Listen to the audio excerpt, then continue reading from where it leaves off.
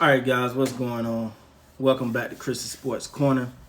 Real quick, man. Hope everybody's having a great Sunday, man. It's Sunday. Sunday is normally that day, like I always say on Sundays, man. Whatever Sundays represent for you, whatever Sundays, a lot of time that's your time to spend with, in church, or maybe that could be your time to spend. That's your day where you rest, whatever that day is, man. I hope you just making the best of it. And ultimately, man, I want to say this. I want to say this. Before I get into this, thank you guys for your support, man. I love you guys to pieces, man. You guys are helping the channel grow.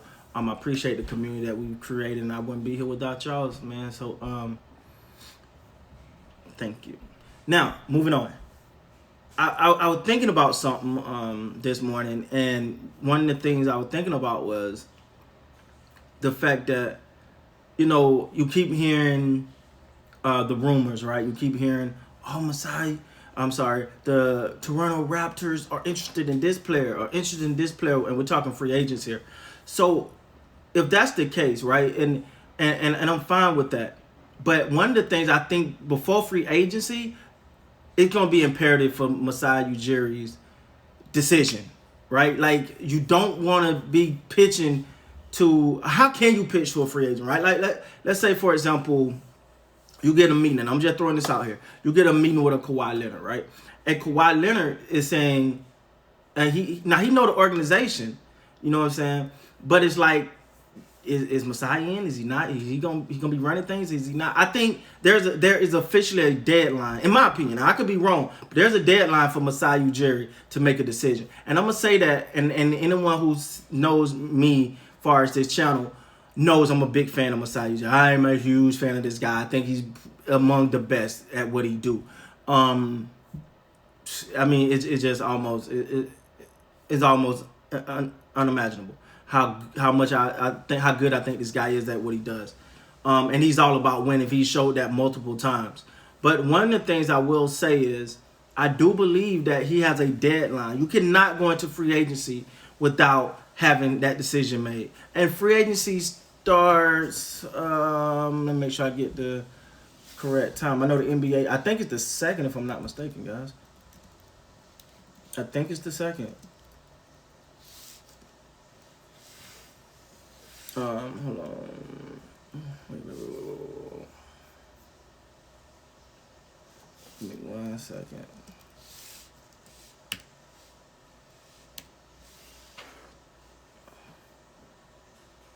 Yeah, August 2nd at 6 p.m.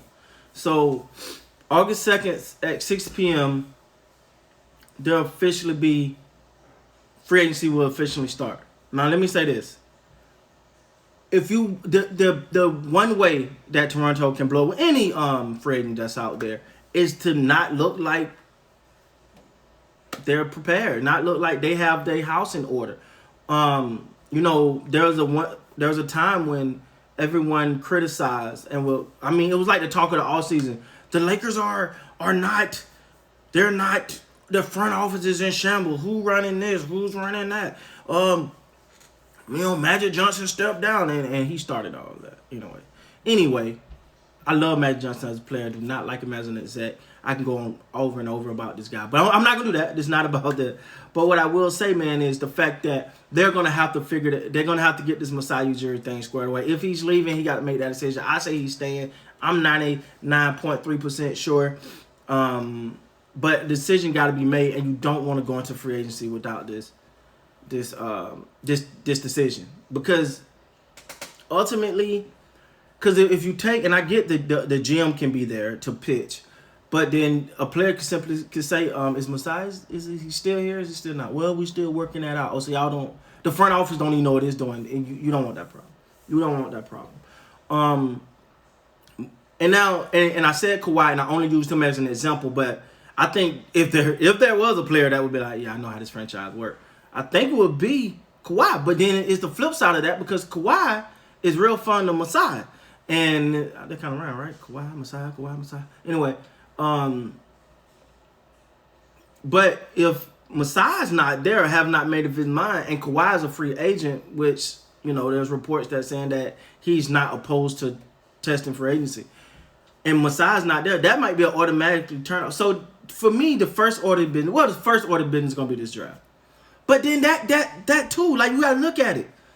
If Masai has made a decision by the NBA draft on which direction the franchise is gonna go or what his plans for the franchise is, then how in the world do they know we're gonna take this guy over that guy?